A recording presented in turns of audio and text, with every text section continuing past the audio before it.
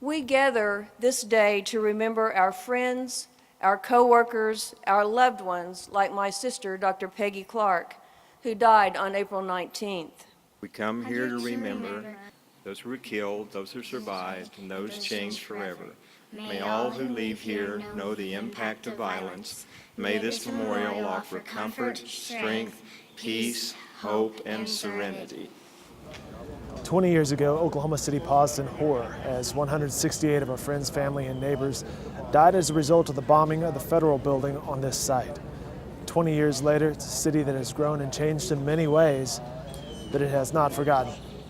To the families, I will never forget. I will always love you. I will always respect, and my heart will be bleeding for you all the time. The agony was persistent. The agony appeared never to end. This was a place of unspeakable horror and tragedy. Turn back the clock 20 years ago. We were in our darkest hour. It was 60 minutes of terror.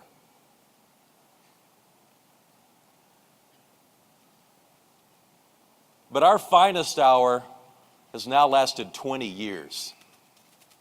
Let us not forget the hope of our state, the hope of our future, and let us not forget to remind future generations of Oklahomans how important of a site this is. In the minutes following the attack, the people of Oklahoma City did something that the rest of us watching from afar found hard to fathom. You ran towards darkness. You ran towards pain. You ran towards anger and destruction. You ran because these were your friends. You ran because they were your neighbors and your teammates and members of your congregation. You ran because that is what Oklahomans do for their family. And on this day, those people were family. Today is a day to mourn and remember those who died here 20 years ago. But today is also a day to say to those who intend to terrorize us, no, you cannot. When you strip away all the little things that divide us, it's important to remember how tied we are and how much we, all Americans, owe Oklahoma City. 4 days after the 1995 bombing, President Bill Clinton visited Oklahoma City and spoke at the memorial prayer service. He returned 5 years later for the dedication of the outdoor symbolic memorial.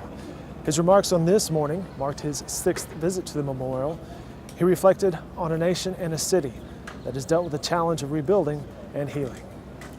Oklahoma City, you have chosen well. For 20 years, you have honored the memories of your loved ones. You have inspired us with the power of your renewal. You have reminded us that we should all live by the Oklahoma standard: service, honor, kindness.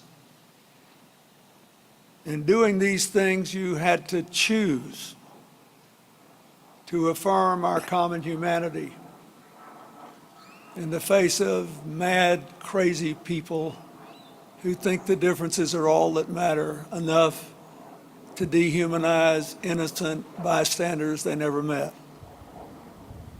You had to choose far-sighted love over blind hatred. You had to choose to redeem your terrible losses by beginning again. The whole world needs you now. I wish everyone could come and see this model for a new century of human interdependence. Not because you forgot the loss of loved ones,